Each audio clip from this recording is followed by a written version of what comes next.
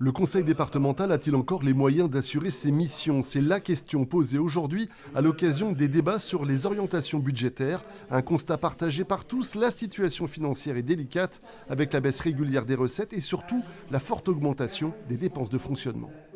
Plus de 17 millions d'euros, c'est énorme. À chaque fois que nous parvenions à avoir un certain montant d'économie, arrivaient des annonces de mesures gouvernementales qui neutralisaient complètement notre exercice. Donc ça a été une année difficile et c'est toujours le cas.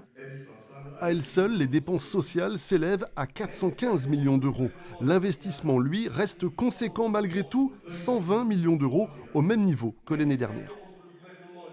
On va légèrement développer le budget consacré au logement, augmenter légèrement les budgets de fonctionnement des collèges. Nous allons bien entendu privilégier notre compétence, la compétence sociale, en essayant d'apporter de la rigueur toutefois dans les différents fonctionnements.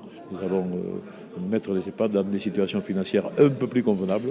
On va essayer de maintenir une belle présence départementale. De son côté, l'opposition départementale dénonce le manque de clarté dans les choix de l'exécutif. Les missions sociales doivent avoir la priorité absolue dans cette période de crise économique. Il faut arrêter de faire comme avant, arrêter de donner à tout le monde pour ne vexer personne, mais avoir le courage de regarder chaque dossier et de s'interroger sur avons-nous encore les moyens aujourd'hui de financer ce dossier plutôt qu'un autre. Et pour nous, il ne faut pas toucher aux solidarités, c'est primordial. Et quand je parle des solidarités, je parle aussi de l'ensemble du tissu associatif et de nos partenaires qui œuvrent dans ce domaine. A noter enfin qu'après 2024, le gel des aides aux communes est maintenu pour cette année. Le budget départemental sera voté fin mars.